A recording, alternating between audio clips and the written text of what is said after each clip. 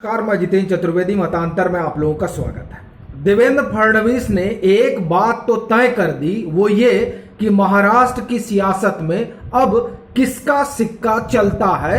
ये बात आईने की तरह अब साफ हो चुकी है। कम से कम राज्यसभा चुनाव के जो परिणाम है, उन परिणामों ने इस बात पर मुहर लगा दी है कि अब वहां के चाणक्य कोई हुआ करते थे, अब जो है वो देवेंद्र फडणवीस है। आपको ध्यान होगा, नहीं ध्यान है तो ध्यान दिलाता हूं कि 2019 में जब आधी रात को, या हम कहें कि मुंह अंधेरे, आधी रात नहीं, मुंह अंधेरे में शपथ ग्रहण हुआ था।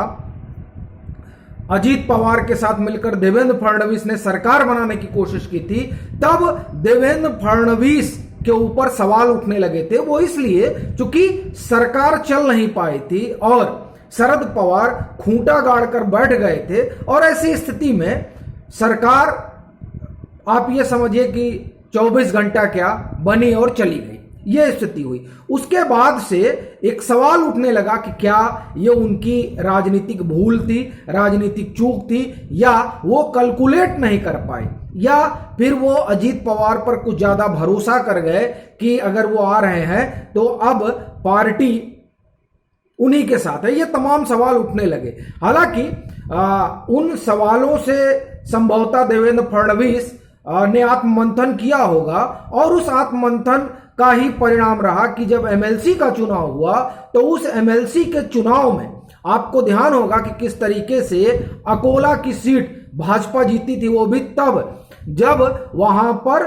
शिवसेना का ही झंडा लहराता है। तो वहां से ये बात स्पष्ट होने लगी थी कि अब देवेंद्र फडणवीस ने अपनी रणनीति बदली है, और अब वो खुद को साबित करने या नहीं करने का मसला नहीं है। मसला यह है कि अब वो संभवतः ये बताने में लग गए हैं कि यहां की राजनीति चलाएगा कौन और चलेगी कैसे।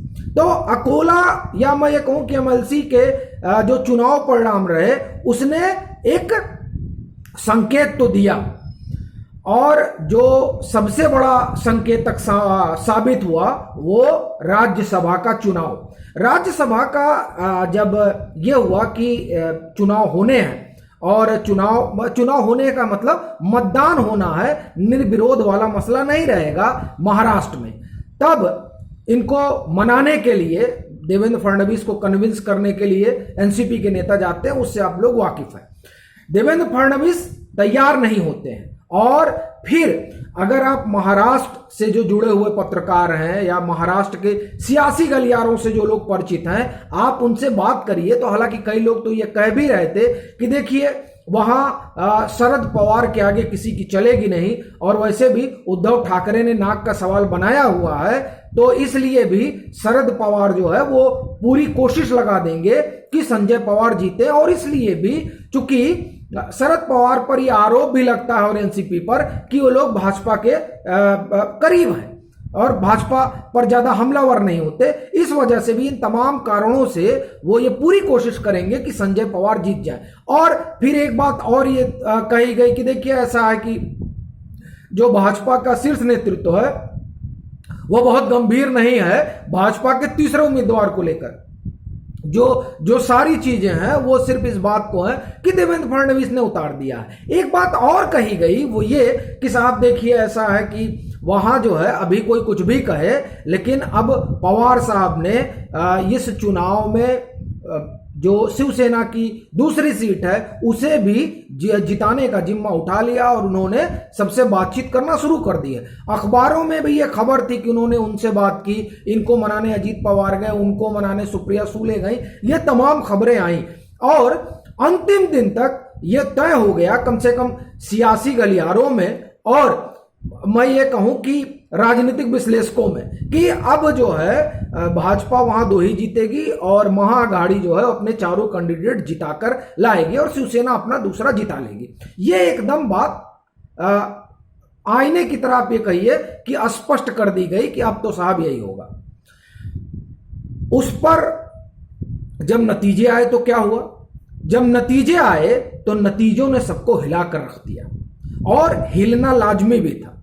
वो इसलिए क्योंकि आप ये देखिए, ये चुनाव जीतने के लिए अगर हम शिवसेना की बात करें तो शिवसेना ने सीधे सीधे आप कहिए कि उसने अपनी जो धारा है, पहले तो अब उसकी धारा पर क्या ही बात की जाए, उन्होंने तो अपनी धारा से पहले ही समझौता कर लिया था। और जब उन्होंने एनसीपी और कांग्रेस के साथ मिलकर सरकार बनाई, लेकिन जो बचा खुचा आडंबर था वो आडंबर तब खत्म हो गया जब उन्होंने AIMIM से सहयोग ले लिया।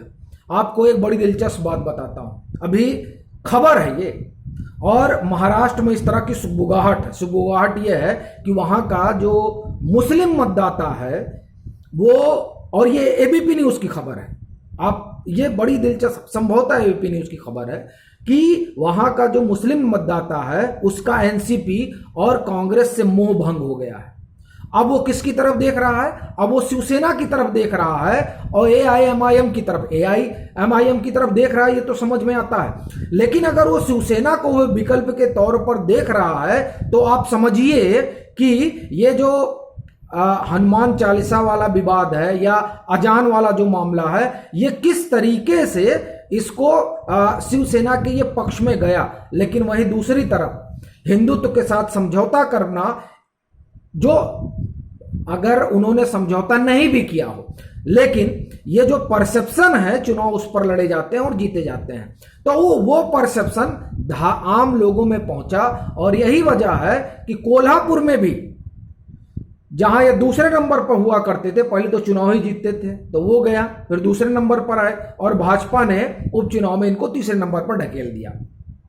ये जो पूरा वहां पर सिनेरियो बना, इस सिनेरियो से एक चीज तो स्पष्ट हो गई कि जो सूत्रधार है महाविकास अघाड़ी के, और जिनके बारे में कहा जाता था कि असल में महाराष्ट्र में जब चारों सीट महाअघाड़ी जीतेगी, और वो जीतेगी इसलिए क्योंकि शरद पवार को अपनी राष्ट्रीय राजनीति भी देखनी है, मतलब इस तरीके का मुद्दा बनाया गया। शरद पवार ने इसे मुद्दा बनाया है नहीं, अभी उनका जो बयान है उसमें तो वो कह रहे हैं हम इससे चौंके नहीं है, लेकिन वो देवेंद्र फडणवीस के रण कौशल की प्रशंसा कर रहे हैं फिलहाल।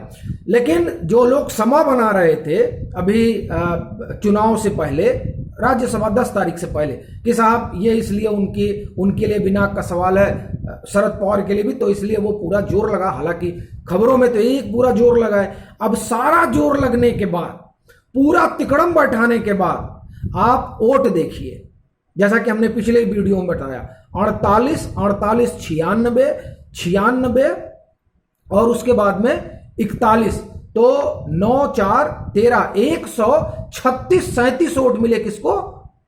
भाजपा को। चूंकि भाजपा के तीनों कैंडिडेट जीते, 137 वोट अगर उन्हें मिल रहे हैं और 142 चाहिए सरकार बनाने के लिए महाराष्ट्र में, अब आप इसका मतलब समझिए, और 136 मिले भाजपा को और 154 है अघाड़ी के पास।